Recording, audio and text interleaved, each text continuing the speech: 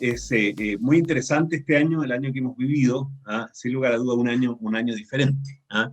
Eh, y parte lo reflejamos en este evento que era un evento presencial, ¿cierto? Y con una feria presencial, etcétera. Este año lo estamos haciendo completamente virtual y tiene cierta garantía. Por ejemplo, nos está siguiendo gente de Argentina, de Brasil, de España, ¿ah? En todos los lugares donde tenemos oficina, y el evento es de esa manera, llega a mucho más gente, ¿ya?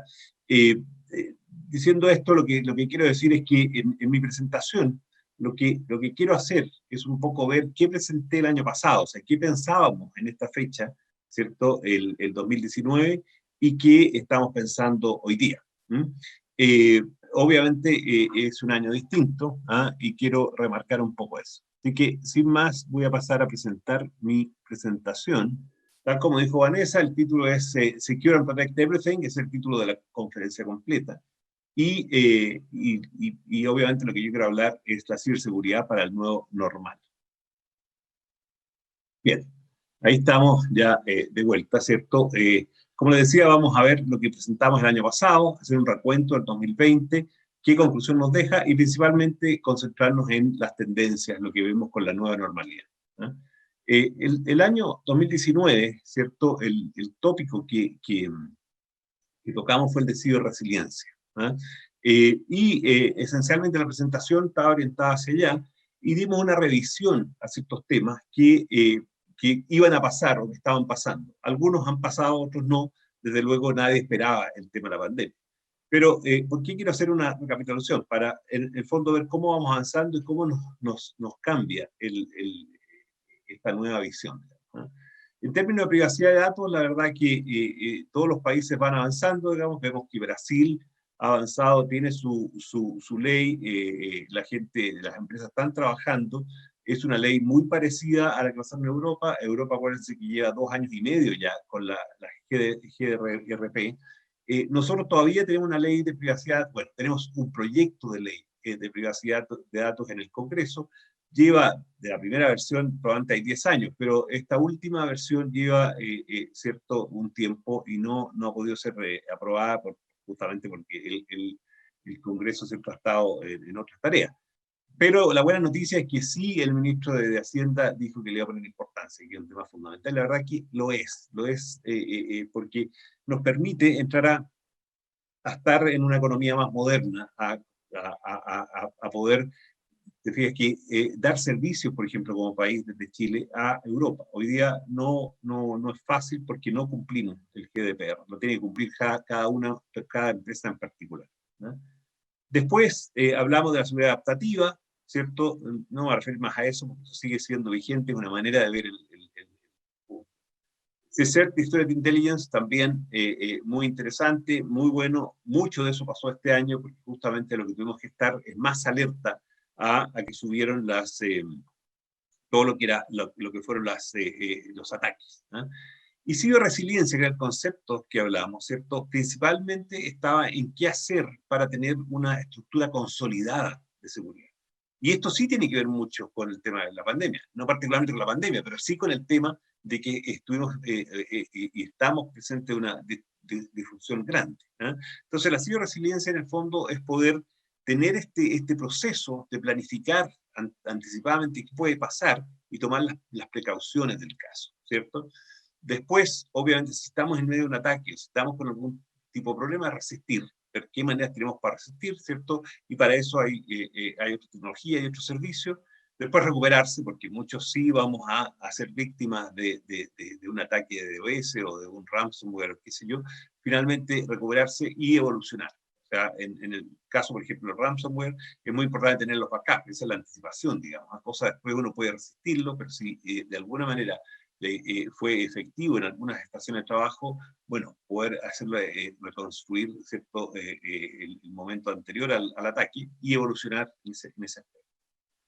Bien, ¿qué nos tenía preparado el 2020? El COVID, ¿cierto? Entonces, miren un poco la disrupción. O sea, nosotros hoy día, ¿cierto? Se esperan, depende de las cifras de quién las ve, digamos, pero el orden de 17 billones de dispositivos conectados a Internet. Hay gente que habla de 25, gente que habla de 50, pero estamos hablando de billones, ¿ya? Billones, y somos 7 billones en el mundo, ¿no? Billones americanos, ¿no? Desde luego hay 4, 5, 6, 7 dispositivos por persona ya conectados, ¿no? Entonces, es un mundo conectado, un mundo que está, una buena parte de nuestra interacción es en línea, es virtual, ¿ya? Por otro lado, en el mundo de las empresas, ¿cierto? La transformación digital, ir cambiando el modelo de negocio de acuerdo a cómo con estas nuevas tecnologías es algo que está y viene para quedarse, ¿ya? Entonces, con todo esto, lo que nosotros veníamos trabajando muy fuerte en esto, pero apareció el coronavirus, ¿ya? ¿Qué implicancias tiene esto? ¿Cierto? Primero que nos hizo rápidamente irnos a la casa, digamos, a trabajar. Todo lo que podría estar planeado en temas de trabajo híbrido, obviamente se tuvo que adelantar. Hay muchas empresas que no habían planeado mucho al respecto, otras que sí, que en el fondo están más acostumbradas a funcionar remotamente. Pero yo diría que en Latinoamérica nos pilló bastante de sorpresa, ¿no? Entonces, lo que tenemos que ir haciendo con esta nueva apuro que nos dio el COVID, digamos, es arquitecturas que son de alguna manera más complejas, tenemos la superficie de ataque se agranda y por lo tanto tenemos que planificarlas mejor. Lo que pasó con el coronavirus es que tuvimos que hacerla, sí o sí, sin tener la planificación y sin tomar los resguardos anticipadamente. ¿Mm?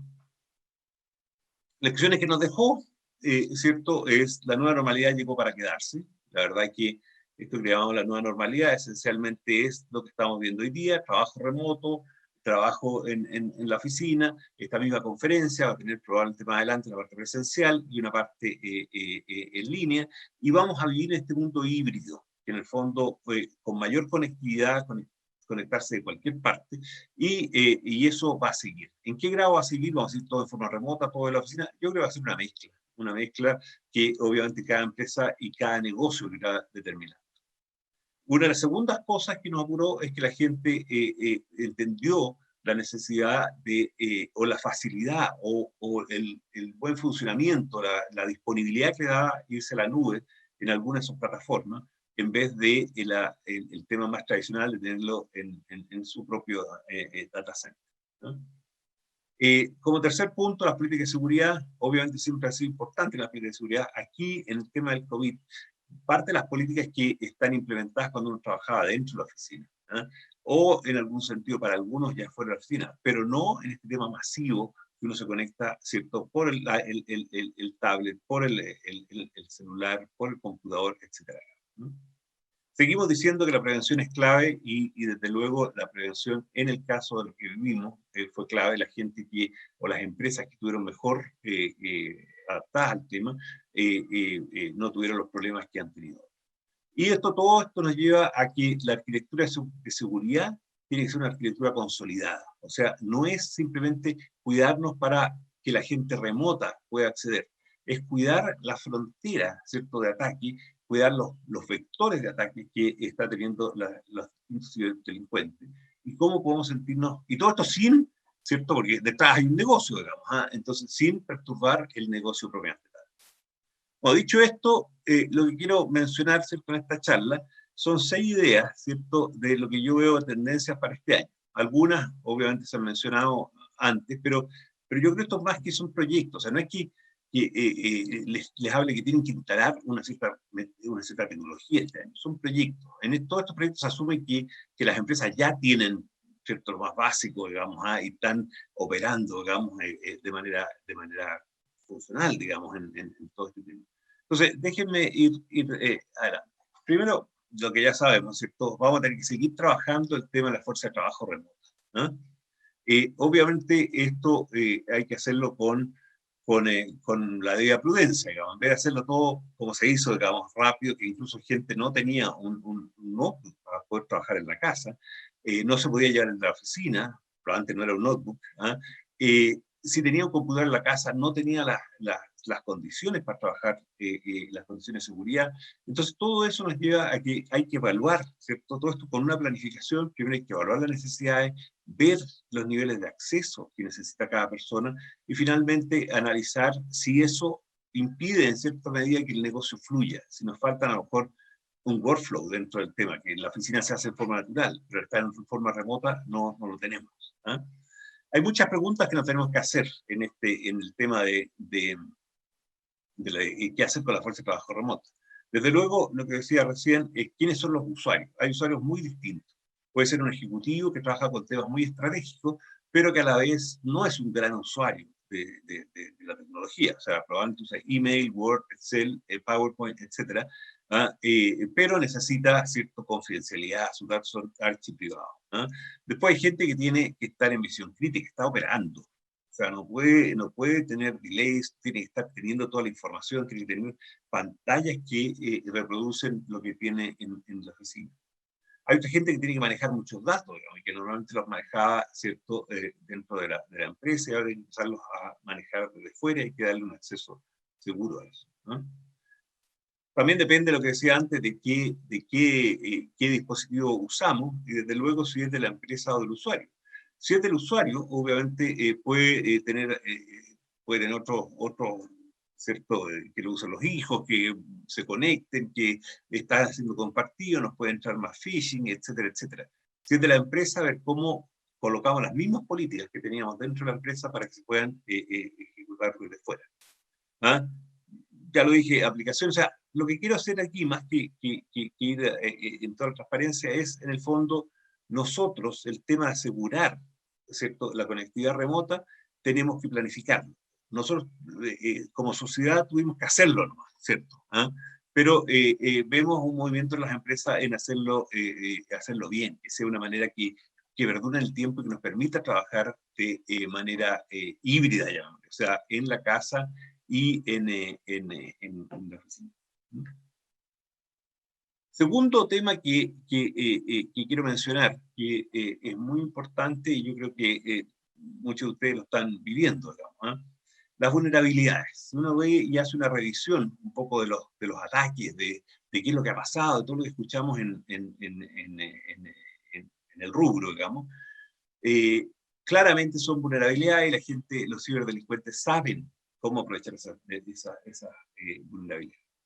Ahora, ¿por qué tenemos que estar preparados? Por la primera frase que dice ahí, los ciberataques no se agendan. O sea, obviamente tenemos que tener cierto cubiertos nuestros lugares débiles, digamos, porque por ahí es justamente por donde nos pueden atacar. Eh, la gestión de vulnerabilidades es un tema que existe todos estos años, digamos, ¿eh? Y lo que ha pasado es que normalmente se escanea, obviamente ha ido sofisticándose cómo poder hacer un escáner y ver qué cosas, qué vulnerabilidades pueden hacer. ¿Ah? Pero yo creo que lo más importante hoy día es eso relacionarlo al riesgo y irlo siguiendo en forma continua, ¿ah?, con respecto al impacto del negocio. ¿Ya? Entonces, ¿qué hacemos en esto? En vez de llegar y sacar un listado, porque esta es la manera que ha sido más tradicional, sacar todas las vulnerabilidades y empezarlas a parchar una por una, cosa que nunca alcanzamos a hacer. Son muchas vulnerabilidades, sobre todo en las empresas grandes, que tienen miles de estaciones de trabajo, que cada estación de trabajo, algunas están más obsoletas, otras no, que en algunas se puede parchar, en otras no, etcétera. Eso ya lo conocemos y es un tema complejo. ¿Ah? Parece simple, ir a parchar y tenemos el parche, parece simple, pero no es tan simple. Y las organizaciones grandes se dan cuenta que tienen un montón de vulnerabilidades y no alcanzan a poder cubrir. Entonces, lo importante aquí, ¿cierto?, es tener un orden, cómo priorizarla, ¿ya? Esencialmente, ¿cierto?, el consejo que yo les daría aquí es no traten de parchar todo. ¿Ah? Esa cuestión es una labor titánica y no tenemos, ¿cierto? Suena contraproducente, porque obviamente lo que nosotros queremos decir parche todo, ¿ah? Pero usemos bien nuestro tiempo, no tenemos recursos infinitos, no tenemos recursos infinitos humanos para hacer este tema, no tenemos recursos infinitos tecnológicos. Entonces, no trate de parchar todo. ¿Dónde hay que concentrarse? En las vulnerabilidades que son explotables, que ya sabemos que son explotables, puede tener vulnerabilidades que no han sido explotadas, no son explotables, y las que son críticas. Pero ¿cómo llegamos a eso? Bueno, hay que hacer un análisis, hay que meterle inteligencia al tema, ¿cierto? Entonces, ese análisis, ¿cierto? Para poder ver dónde está el riesgo organizacional, hay que obviamente ver qué amenazas están en el mercado, ¿cierto? ¿Qué amenazas? O sea, nosotros vemos, por ejemplo, todo tipo de ransomware, hemos escuchado, ¿cierto?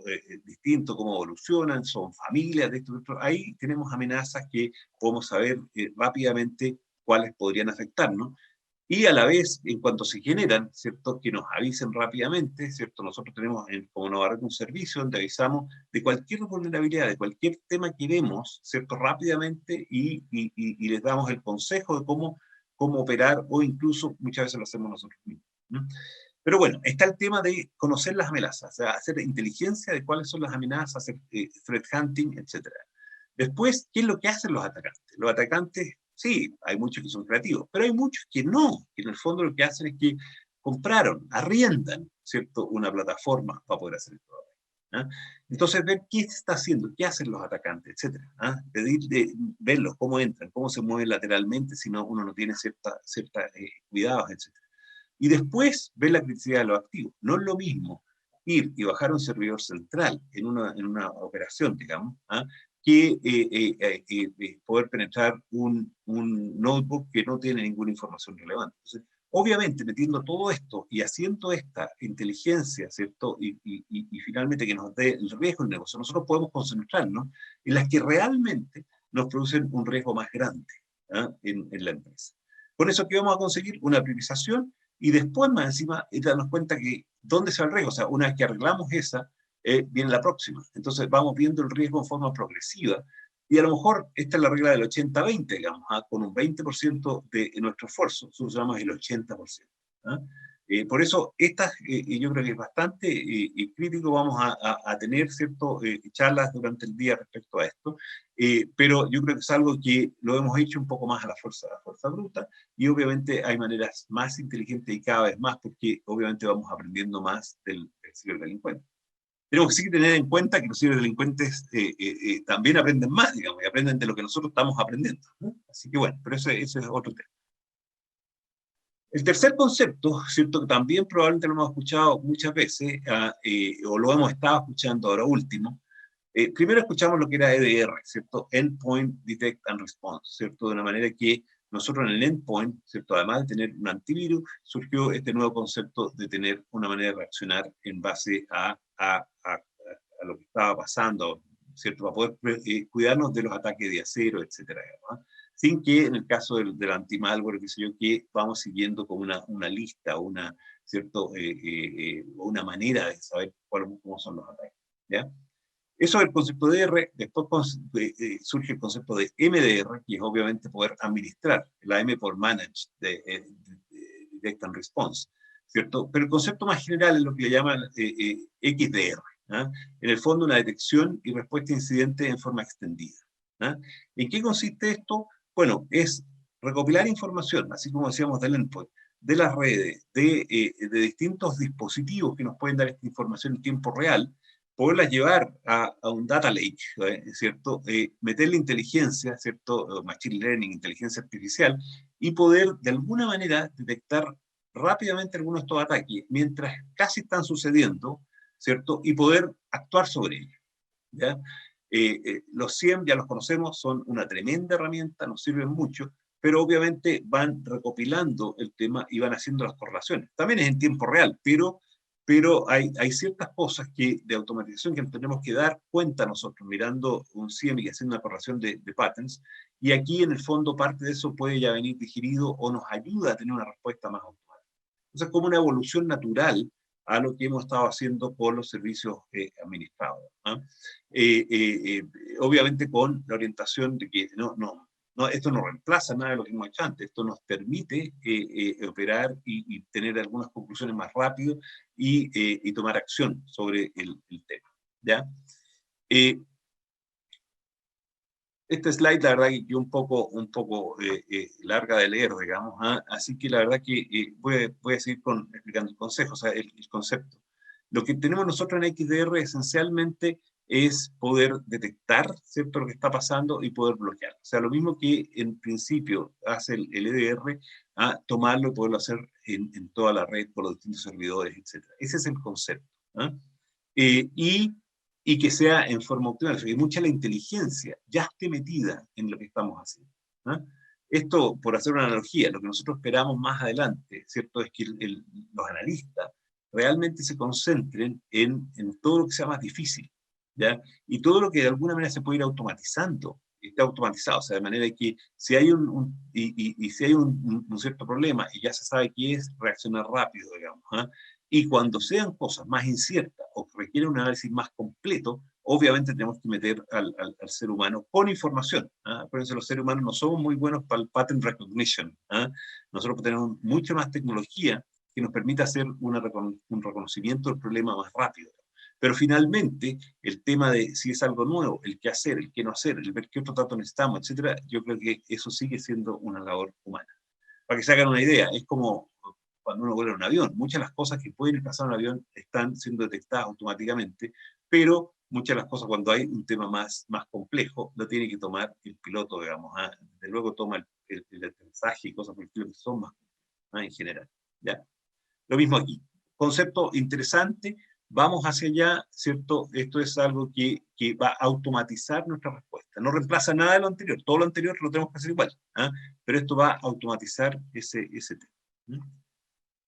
Otro tema que hemos escuchado y que cuando yo escuché, pero este es un término que el Cloud Security Posture Management, es un término que, ¿cierto? Lo empezó a usar Gartner, probablemente hace como un año, y que uno al principio dice, ¿qué significa posture management? ¿Ah? Bueno, aquí el concepto es que nosotros queremos repetir lo que antes hacíamos en un data center, una máquina, en un servidor frente a nosotros, lo queremos repetir a través de la nube, ¿cierto? Y tenemos distintos dispositivos, o sea, se va agrandando como lo que, las soluciones como para cubrir el tema de la nube. Desde luego hemos escuchado Caspi, ¿cierto? Lo que hace Caspi, que tenemos muchas redes detrás, Caspi nos ayuda, nos hace de broker para ver qué cosas va a qué red y poner las políticas un poco. El posture management es otro concepto que es en el fondo un concepto como más de configuraciones, de compliance. O sea, de alguna manera, como en la red, perdón, en la cloud, y lo que esté usándose en la cloud dentro de la empresa, podría estarse cambiando por distinta gente. Lo que nosotros necesitamos es que las condiciones de seguridad se estén implementando de la manera que hemos diseñado. Entonces, es una manera de hacer esto, de interactuar el tema y de que la gente no se nos escape del compliance. O sea, si alguien está poniendo, por ejemplo, lo que puse aquí, visibilidad continua dentro, nos permite ver si alguien está violando una política definida. O sea, está queriendo hacer un servicio en la nube distinto a lo que nosotros hemos permitido como administradores, por ejemplo. Eso nos va a ayudar y nos permite dar una remediación automática, de ver qué es lo que se está haciendo mal y tener, ¿cierto?, un compliance o las políticas que se puedan seguir. Eso es posture management. Concepto nuevo, pero que reproduce lo que hacíamos en términos normales dentro de la operación de una máquina. ¿Ah? Lo otro que nos permite es que, obviamente, hay mucha librería, muchas mejores prácticas para hacer todo esto, y obviamente eso nos va a dar un benchmark para poder tener un buen posture management. ¿Ah? De nuestros activos, de nuestra interacción con la nube. Otra tendencia importante, ¿cierto?, que la vemos, la estamos viviendo todos los días, digamos, es cada vez ir autenticándonos con menos contraseñas. ¿Ah? Cierta manera tradicional, así uno pone un user y un password, digamos, y después hemos evolucionado, ¿cierto?, a distintas maneras. Lo que estamos viendo hoy día, ¿cierto?, lo hacemos cuando pagamos cosas en el banco, cuando queremos instalar una aplicación, etcétera, que nos pide, ¿cierto?, el mismo, como ya andamos con un aparato más inteligente en el bolsillo, digamos. ¿Ah? Antes nos tenían que pasar, por ejemplo, para hacer la doble autenticación, nos tenían que pasar un token, ¿cierto? Ahora el token es virtual, está en el celular, ¿cierto? Pero además esa es una manera, que es como, ¿cierto?, la típica clave que uno tiene que volver a poner, etcétera. Pero hay muchas otras maneras. Por ejemplo, ya que los celulares reconocen, ¿cierto?, caras, reconocen huellas, etcétera, pueden usar temas biométricos, ¿no? En este caso, obviamente, hay distintos grados y podemos tener distintas doble autenticación, etcétera. Lo importante de esto es que cada vez vamos a un mundo que va. No es que las contraseñas de nuevo vayan a quedar obsoletas, yo creo que se van a seguir usando o se va a usar una serie de contraseñas y además un artículo biométrico o una verificación biométrica. Incluso hay gente que habla bueno, de un factor que sería el password, 2 factores, 3 factores. ¿Ah? Hay gente que habla de que uno puede hacer esto sin factores de autenticación. O sea que simplemente los dispositivos a los que yo me conecto conocen exactamente lo que yo hago. O sea, ya me han seguido bien lo que yo hago, prendo el computador, lo primero que hago, veo mi mail, hago esto, lo otro, bla, bla, bla, cómo marco las teclas, entonces ya saben, ¿ah? De alguna manera qué cosa es normal para cuando yo me conecto. Y podrían darme acceso, dado que ya me reconocen, sin incluso sin paso. Este es todo un mundo. ¿Ah? Lo que yo les quiero decir es que las contraseñas que han sido muy útiles, ¿ah? El tener una contraseña, a pesar de que, hay que tenerla, ¿cierto?, a estarla actualizando, etcétera, es muy útil porque si piensen un poco comparándolo con un dato biométrico. En la contraseña, si hubo una brecha de seguridad y obtuvo mi contraseña, yo siempre puedo ir y cambiarla, ¿no? Si por ese motivo alguien obtuvo, ¿cierto?, mi dispositivo, mi celular, yo obviamente tengo una huella, no la puedo cambiar. ¿Ah? Entonces alguien obtiene el celular y una manera de reducir mi huella, no anda dejando huellas en todos lados, digamos. ¿Ah? ¿Cierto? Podría, ¿cierto? ¿Cierto? Bypasear el tema y obviamente yo no puedo cambiar mi huella. ¿Ah? Pero bueno, yo creo que finalmente va a ser una mezcla de cosas. ¿Okay? Pero vamos a ese mundo, un mundo como de nuevo, conviviendo con todo, contraseña, doble autenticación, sin autenticación, dependiendo del grado de lo que queramos hacer, si nos manda una segunda password o qué sé yo. ¿Eh? Eso es una tendencia que yo veo también muy importante. La verdad que no hay que ser muy pitonizo, lo estamos viendo como personas, digamos, ¿eh? Lo estamos viendo a cada rato. ¿Eh? Entonces, vamos con mucho más fuerza hacia allá. ¿Eh? Bueno, esto un poco lo que les decía es que en el fondo ya dije un poco esto, pero hay muchas maneras de autenticarse y vamos a ir viendo mucho más el tema de sin contraseña. Lo último que tengo aquí entre las 6 es la clasificación y protección de datos. De nuevo, es algo que venimos escuchando fácil 10 años, digamos, que en el fondo, ustedes se fijan, ciberseguridad trata de cubrir las redes, los sistemas, el software, la aplicación, etcétera, etcétera. Cada vez nos damos cuenta de la importancia de los datos, ¿cierto? Y los datos, cómo hay que cuidarlos finalmente, ¿ya? Entonces, en el tema de datos también hay muchas cosas. Se ha hecho el tema de encriptación, ¿cierto? Durante muchos años, o sea, no estamos hablando de cosas muy nuevas, ¿ok? Lo que sí yo creo que hay que hacer, y es primordial, es poder clasificar bien los datos, ¿ah? Y después tener un monitoramiento de lo que está pasando con esos datos en tiempo real. ¿Ah? Nosotros queremos, en el fondo, si tenemos bien clasificados nuestros datos, poder reaccionar en tiempo real, que la gente que quiera entrar a ver esos datos no pueda. No pueda, simplemente no pueda. ¿Ah? ¿Por qué? Porque no tiene los permisos, porque puede haber distintos temas de autenticación, etc. Y ahí hay muchos conceptos. DLP es el concepto ¿cierto?, que trata de prevenir que los datos no se pierdan, digamos. Y yo creo que DLP es una tremenda tecnología que de alguna manera le ha faltado la parte como consultiva primero, que es que los datos tienen que quedar muy bien clasificados, muy bien caracterizados. ¿Ah?